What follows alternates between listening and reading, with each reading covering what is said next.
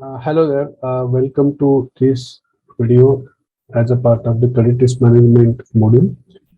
Today we will talk about credit risk management process. Two things we'll discuss as a part of this video. What is the process of managing credit risk with the example of a bank.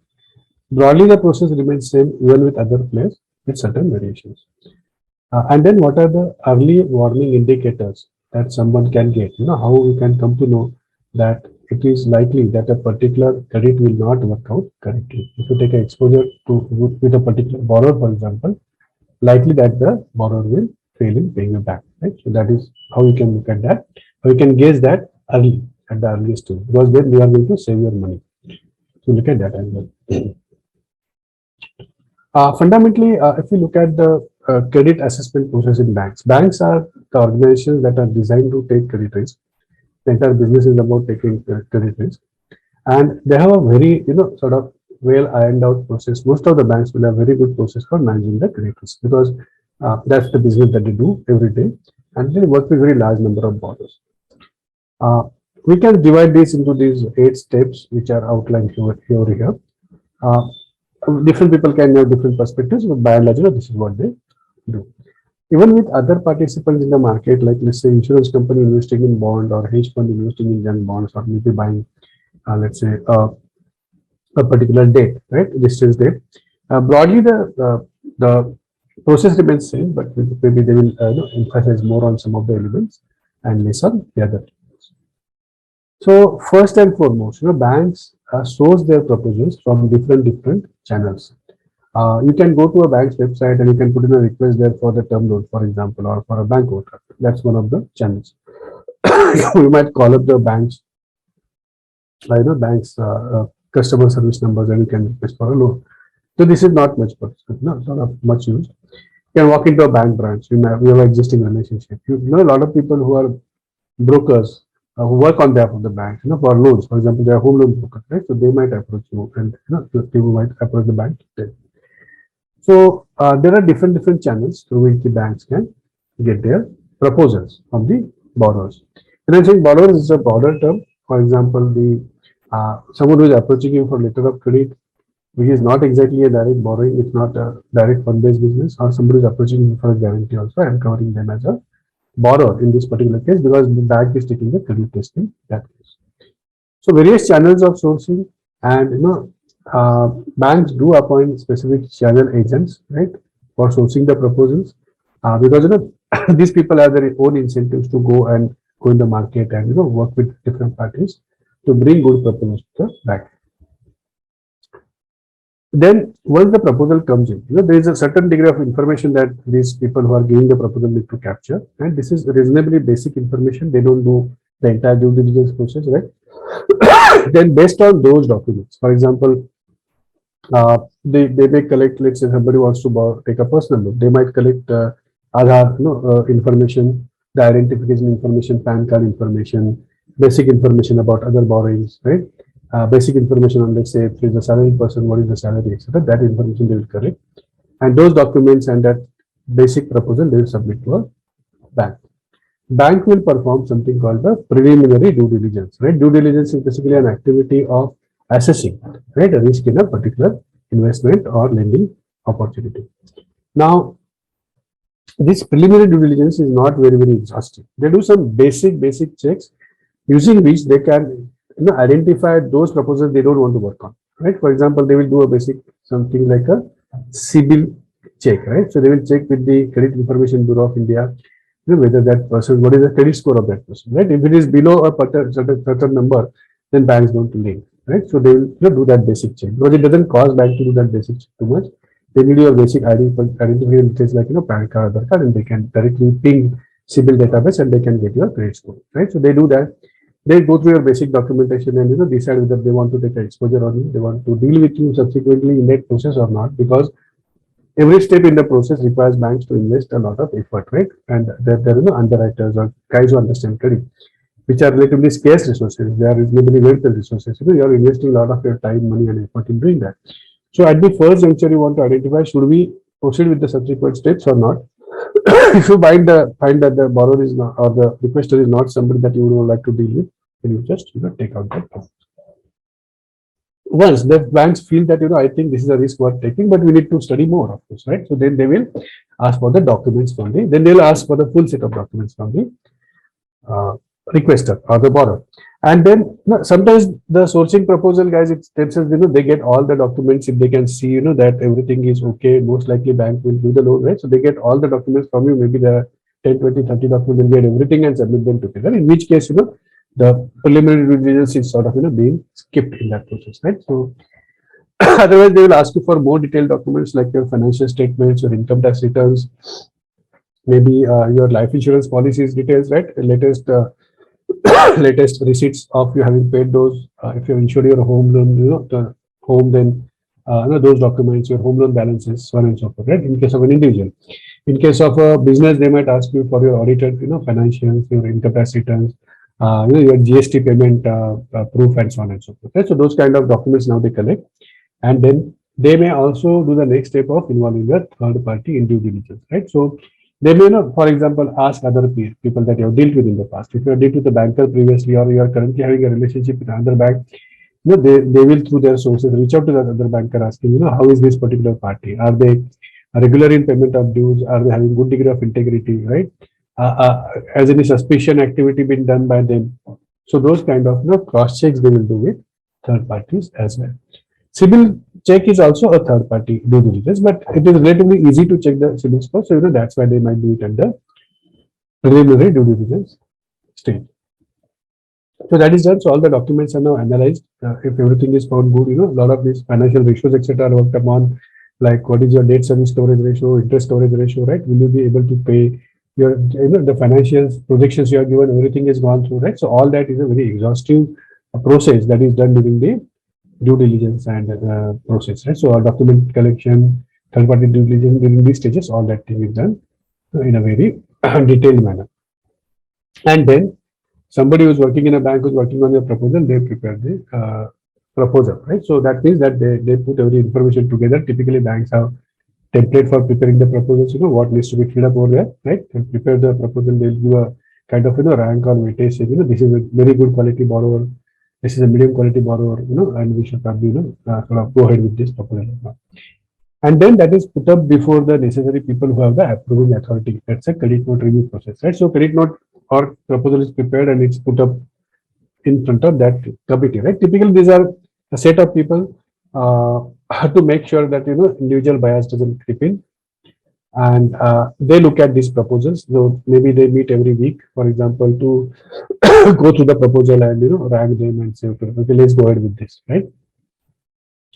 These are typically senior people as compared to the people who are preparing the proposal. And they will either give the go ahead or say you stop now, or they may at times ask for some other document or information also. But typically at this stage the decision is taken either way. You want to go ahead or not go ahead in most of the cases. Maybe in 10-15% cases they may get this additional information, but which means that those who have prepared the proposal have not done their job thoroughly. So credit note review or proposal review is a very important step, and that will be something that the banks call as a sanctioning authority. And depending on the nature of proposal, the quantum of proposal, the different levels, the sanctioning authority may be there. For example, the branch level, it could be sanctioned. Maybe it goes to the zonal level, regional level, city main branch level, or something like that.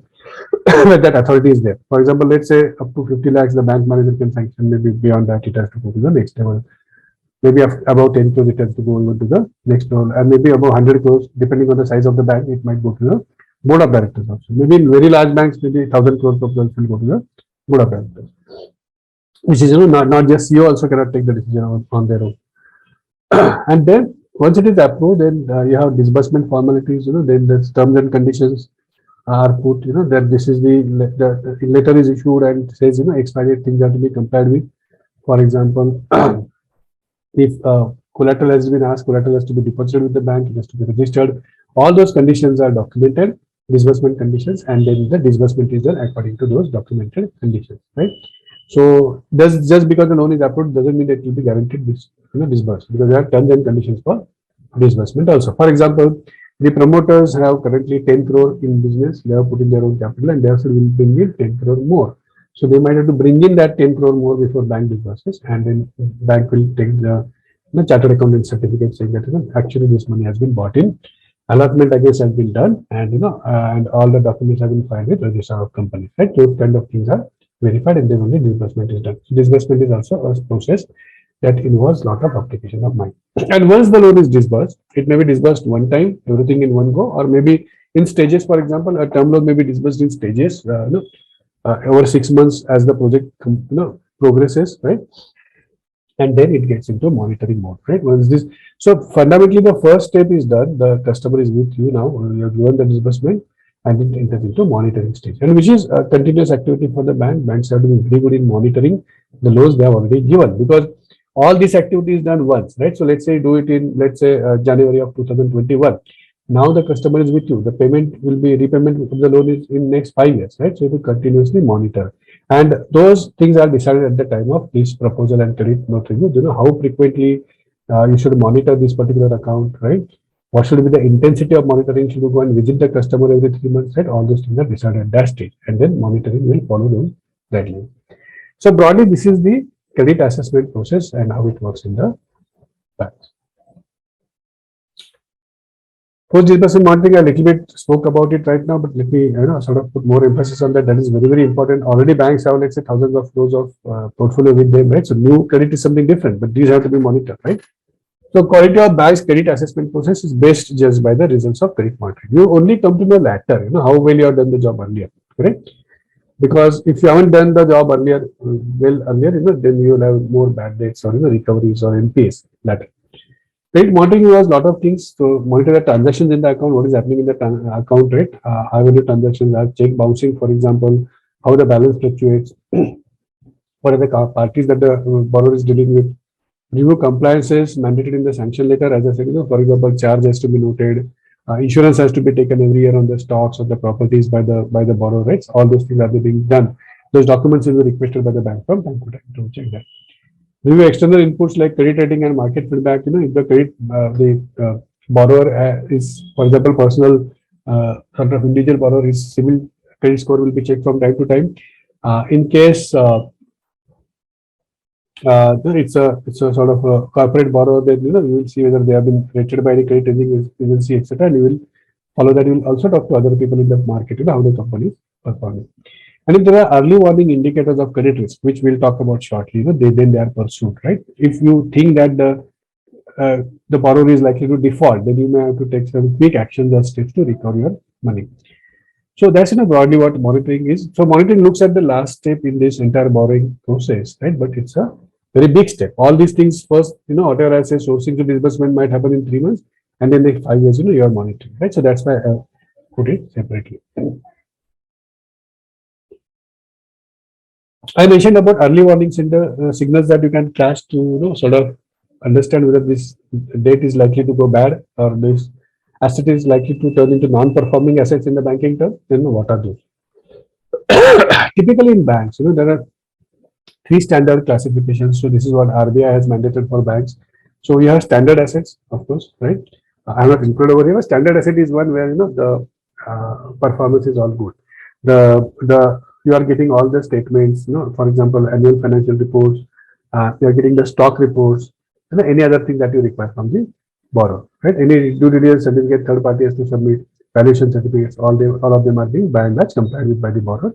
Maybe sometimes there will be a small delay, but they are being punished on time by and large. So these are the standard assets. The repayment is coming, right? The term loan repayments are happening, right? So all those things are getting done. And now, if not, then there are guidelines, for example, substandard asset, you have to classify the asset as substandard if there is a it remains non-performing for a period of less than or equal to 12 months, right? So then up to that, you call it as a substandard asset. So the moment the quality starts deteriorating, the moment it is not a standard asset anymore, then you have to, with certain sort of norms, you have to classify it as a substandard, then you have to classify it as doubtful whether you will get the money or not. And if you reach a conclusion, let's say for a long period of time the customer is not complying with the obligation, borrower is not complying with the obligation, you might have to treat it as a loss asset, where the bank actually writes off and debits the entire amount to P&L account, right? So that doesn't mean the bank gives up the claim. Bank will still follow up for recovery. They might still file a court case. They might take the through IBC. They might take the company to insolvency, right? They might do that. That is not something that they do with the party, but internally they might be required to law, sort of the right of the assets. This is how, broadly is the process. Some changes keep happening here and there. For example, during COVID, exceptions were made to this, because almost all the businesses and all individual borrowers were suffering during COVID, right? So RBI relaxed these guidelines from being applicable. Otherwise, banks would have been required to write off large amounts of losses. So it was a very exceptional case, once in a lifetime kind of case, black swan event as it is called. So RBI has relaxed these guidelines.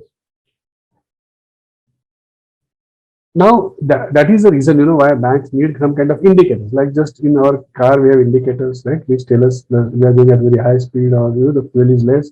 So banks also need indicators to understand the risk involved in a particular account. So there are different indicators that exist. So we'll look at some of them. These are probably the indicators. So there are indicators at the time of origination of the loan itself, when you are sort of thinking of whether to give loans. So various channels which are originating. There could be delinquencies or delays happening in repayment, etc. And then that is an indication. You will be charging off certain amounts, etc. And then there are certain indicators, etc., which are specified by Basel norms, right? So Basel, which is the banking supervision committee of the Bank for International Settlements, of which BIS, RBI is a member of BIS, right? So we observe the norms prescribed by BIS. So at loan origination stage itself, you can come to know that potentially these assets could turn out to be bad. So what is the volume and characteristic of new origination? So you have a particular, let's say, agent in some city, let's say it's in Nagpur or Lucknow or maybe Chennai, right, somewhere, and you see performance of the loans of that particular channel or agent over a period of time, right? So for example, a particular agency is giving you loans which are turning out to be bad after some time. So you may want to stop working with that agency. So are you getting too much of proposals of a particular kind, or from a particular industry or particular type of borrowers, right? So in that case, there will be a higher risk, right? So these kind of things are analyzed at the loan origination stage itself, which is a sales stage in the banking system. Delinquencies, so once there is a delay in repayment, right? So you have to follow up very carefully. Maybe up to 30 days it is okay. The bank manager and other people will follow up, call the customer, visit them once, etc. Right? May not be a very bad stage at that point in time, because it's many businesses do face cash crunch, etc. from time to time. Those who are in business, they do understand this.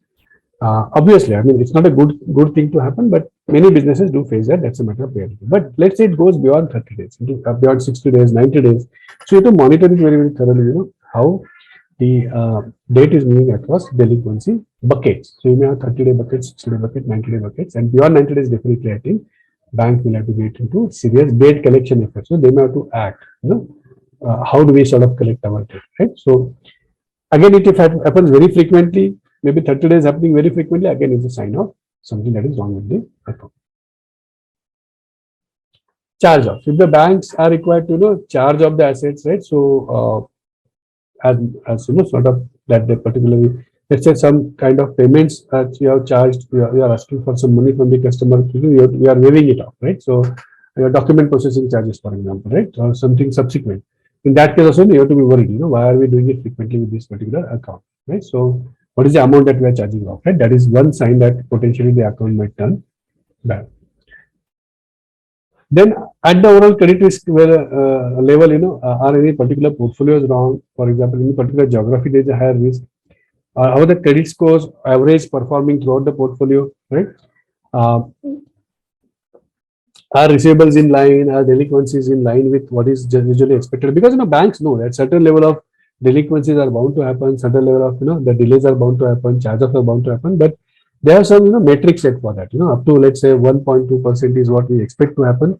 Obviously, they will not tolerate even that 1.2%, but but if it goes above that, then there is something that everybody has to worry about. So those kind of indicators you have to look into.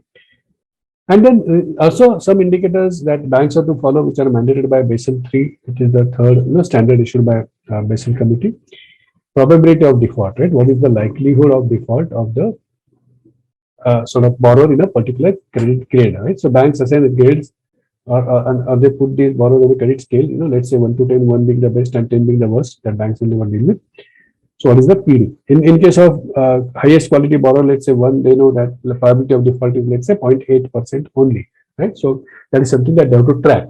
Is it actually 0.8% or is it more than that?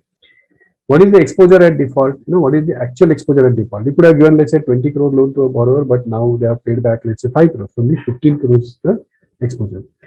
What is the loss given default, right? So let's say now that 15 crores is outstanding, but you have collateral of 8 crores from the borrower, right? So the loss could be, for example, 7 crores in that case. What is the expected loss, right? So 7 crores is the loss given default, but the situation is not that bad. Maybe you'll be able to recover most of it. So let's say 1 crore is only the expected loss, right? So this is the various, sort of numerical indicators that the banks must attach to a particular account and monitor that.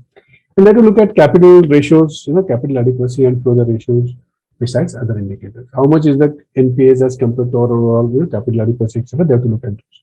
So these are very many kind of risk indicators that the banks have to basically monitor. So just to sort of look back what we covered in this particular module, we looked at what is the overall credit assessment process in banks. Right? Multi-stage process monitoring is a big part of it. That's why I've covered it a little bit in more detail in the next slide. And then the classification, standard classification norms, from standard asset to non-performing assets in banks. And then we looked at different kind of risk indicators and why the risk indicators are required. So thanks very much for patient listening to this particular module, and see you. All the best.